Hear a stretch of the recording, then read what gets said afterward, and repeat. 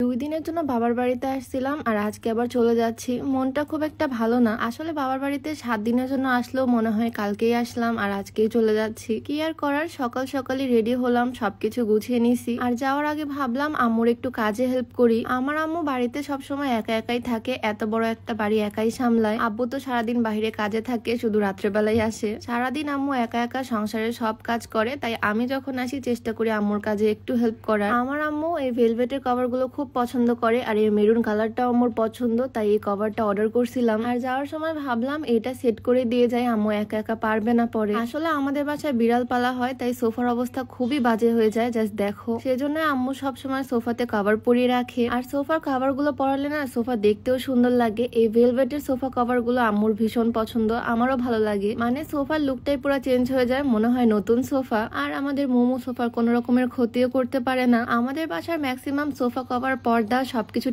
Text ব্র্যান্ডের। আমি সুন্দর করে সোফা কভারটা সেট করতেছি, আর সেট করার পরে দেখলে বুঝতে পারবে এটা দেখতে কতটা সুন্দর লাগে। ড্রয়িং রুমের মেইন ফার্নিচারই হচ্ছে সোফা, আর সোফাটা সুন্দর লাগলে ড্রয়িং রুমটাও দেখতে অনেক সুন্দর লাগে। আমাদের সোফার সাথে কুশন আছে, তাই এগুলোর জন্য কভার নিছি একদম সেম ভেলভেটের। তোমরাই বলো তো কেমন লাগতেছে আমাদের সোফাটা দেখতে। আমার কাছে তো ভীষণ পছন্দ হয়েছে, মনে হচ্ছে একদম নতুন আরেক সেট সোফা।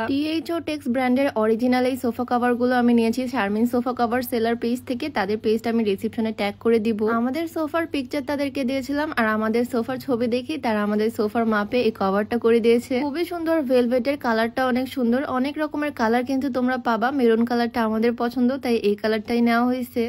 টেক্স ব্র্যান্ডের এই সোফা কভার গুলো নিতে তোমরা চাইলে শারমিন সোফা কভার সেলার পেজে নক দিতে পারো, পেজটা আমার ডিসক্রিপশনে ট্যাগ করে দেওয়া থাকবে। যাই হোক, আমাদের সোফা কভার লাগানো কমপ্লিট, আর দেখে তো ভীষণ ভালো লাগতেছে আমার, একদম পারফেক্টলি সেট হয়েছে, দেখতে অনেক সুন্দর লাগতেছে সোফা গুলো। আম্মুর কাজ তো অনেকটাই আগিয়ে দিলাম, আম্মু অনেক খুশি হয়েছে, আমরা দুজন মিলে কভার গুলো লাগিয়ে দিছি। সকাল সকালে আমরা রেডি হয়েছি, সোফা কভার গুলো লাগালাম, ব্যাগপত্র সবকিছু গুছিয়ে নিছি, আর এখন রওনা দিব বাসার জন্য, মানে শ্বশুর বাড়িতে যাব। যেহেতু বাইকে করে ম্যাক্সিমাম সময় আমরা আসা যাওয়া করি, তাই বিশাল বিশাল ঘাড়ের ব্যাগ গুলোই নিতে হয়। এত বড় বড় ব্যাগ টানতে হয় পুরো 1 ঘন্টা জার্নিতে, মানে মনে হয় ঘাড় একদম ছিঁড়ে আসে। কিন্তু বাসে জার্নি করলেও সময়টা একটু বেশি লাগে, তাই কষ্ট হলেও বাইকেই যাই। ও তো আর ব্যাগ পিঠে নিয়ে বাইক চালাতে পারবে না, তাই আমাকেই নিতে হয়। একটা ব্যাগ এভাবে সামনে নেই, একটা ব্যাগ নেই পিছনে, এইভাবে পুরো 1 ঘন্টা জার্নি করতে হয়। সকালের দিকে রাস্তাটাও একটু ফাঁকা থাকে, তাই আমরা তাড়াতাড়ি রওনা দিলাম। আমি তো ভাবছিলাম সরাসরি আমরা বাসায় ঢুকবো, বাট রাস্তায় ওর কিছু কাজ আছে, মানে একটা আপুর বাড়ি থেকে ও মাছ নিবে, সেই জন্যই বাসায় আসলাম। মাছ, পাখি এই জিনিসগুলো আমার হাজবেন্ড খুব পছন্দ করে, মানে খুবই শৌখিন মানুষ। এই বাসার উপরে ছাদে এসে তো দেখি শুধু মাছ আর মাছ, সবগুলো বয়মের মধ্যে মাছ রাখা। এখান থেকে মাছ নিয়ে গিয়ে ও আমাদের বাসার অ্যাকুরিয়ামে রাখবে। কিউট একটা ফাইটার ফিশ আমি পছন্দ করলাম, একদম রেড কালার। ওর নামও আমি দিয়ে দিছি, ওর নাম দিছি লাল্লু। তো আপু লাল্লুকে ব্যাগের মধ্যে ভরে দিল, মানে একটা ছোট্ট পলি ব্যাগে, আর ওকে নিয়ে এখন যাব বাসায়। আমি তো ভাবতেছি আমার লাল্লুর জন্য আলাদা একটা কিউট ছোট্ট অ্যাকুরিয়াম করে দিব। তো ওকে নিয়ে ব্যাগে ভরে আবারও রওনা দিলাম। ভাবছিলাম সকাল সকাল বের হবো, জ্যাম ট্যাম থাকবে না, তাড়াতাড়ি যাবো, বাট এই মাছ দেখতে এসে একটু লেট হয়ে গেল। তারপর আবার পড়ছিলাম রেল ক্রসিং এ। যাক আলহামদুলিল্লাহ, তারপরও সেফ ভাবে চলে আসলাম বাসায়। ঘাড়ে এতগুলো ব্যাগ নিয়ে পুরা জার্নি করে আমার তো অবস্থা খারাপ একদম। আমি তাড়াতাড়ি বাসায় যাচ্ছি, ব্যাগগুলো রেখে একটু রেস্ট করব।